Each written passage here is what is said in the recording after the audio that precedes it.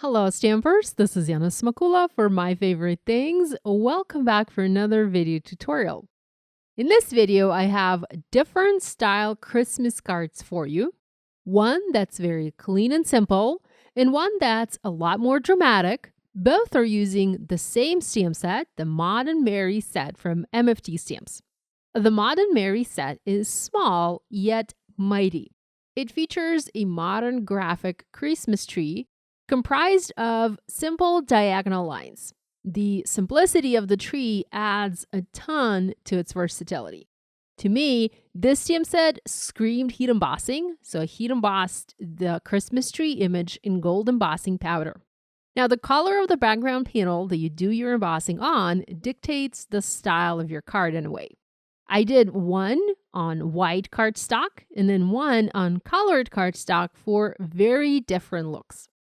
Here, I used the teal cardstock panel. I treated it with my anti-static powder tool, and then I stamped the image of the tree, the star above the tree, and the sentiment below the tree in clear embossing ink using my Mini Misty stamping tool. The sentiment and the star come with the Maud Mary stamp set.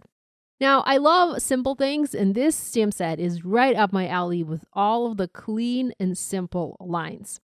Next, I used my heat tool and I heat set the powder to melt it. If you are not into heat embossing, you can also do simple stamping in colored ink onto white paper. I tried stamping this image in green onto white cardstock and it looked amazing as well, making this set pretty good for mass-producing Christmas cards. Now, if you are into creating with colored cardstock as much as I am, you can play with all of the various colors of cardstock that you have in your stash. Here, for example, I also did one panel on dark purple because, why not use purple for Christmas cards? I also did one panel in white on light teal. I didn't actually finish this one, but I wanted to show it to you as an example of how it looks in white. And I think it looks pretty great. And then even the simple gold on white looks amazing. Now, this stamp set lends itself to ink blending, and I've done two types of ink blending here to help the tree stand out. For my white panel, I ink blended the tree using two colors of green ink for a color-blocked tree. I used wide, low-tack tape, and I outlined the tree shape on my panel, so I basically masked the area around the tree. It is very easy to do as the tree is a simple triangle shape. You don't have to do any fussy cutting. You can just use tape, and then I ink blended the tree shape using light green ink. The diagonal tree lines meet in the center of the tree shape, creating an upside down V shape. Now you can ink blend your tree using one color of ink, or you can go a bit further and do some color blocking by adding a strip of tape down the middle and then ink blending one side of the tree using a darker green. It doesn't have to be green, by the way. You can make it a colorful pink or a colorful teal tree if you want. The point is, the shape is very easy to mask, so you can do any sort of linear ink blending that you want. You can even mask horizontal sections of the tree if you wanted to make the bottom part of the tree darker, for example, and then the top part lighter, or even use different colors throughout the tree altogether. The other way to do ink blending with this tree is actually super simple. It doesn't touch the tree shape at all. We are just adding ink around the edges of the panel, darkening them to bring the light to the center of the panel where the tree is positioned.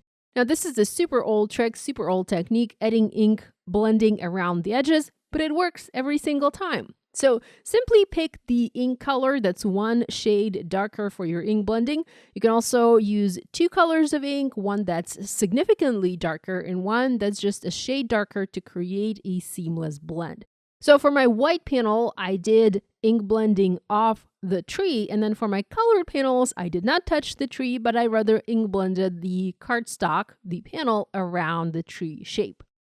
With my panels finished, I trimmed them down slightly. Now the white one was trimmed to 3 3/4 inches by 5 inches, and then the colored panels were trimmed to 4 by 5 1/4 inches.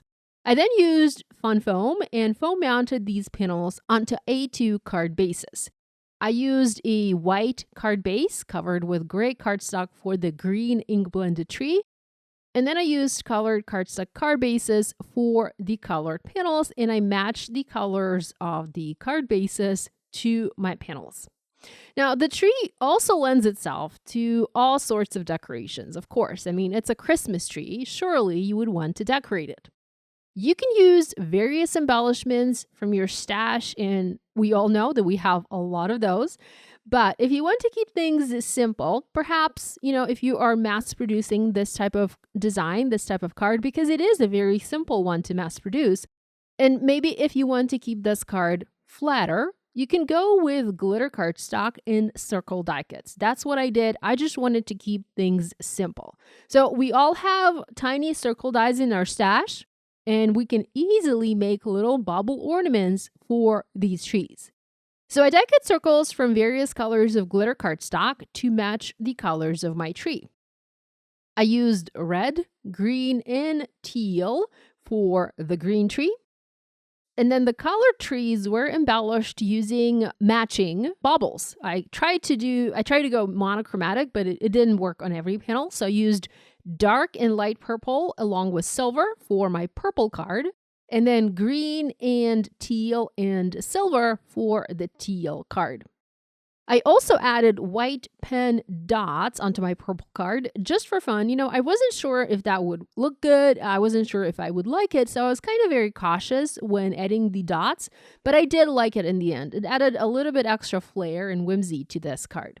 And finally, I coated each of my die cut circles using glossy accents, making them look as beautiful Christmas ornaments on my tree.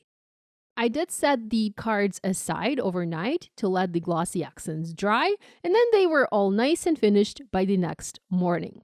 So that finishes my cards. I hope you feel inspired to create. If you make a card inspired by this video, we'd love it if you shared your project online and tagged us on social media. Thanks so much for joining us today. Love you guys, and I'll see you next time.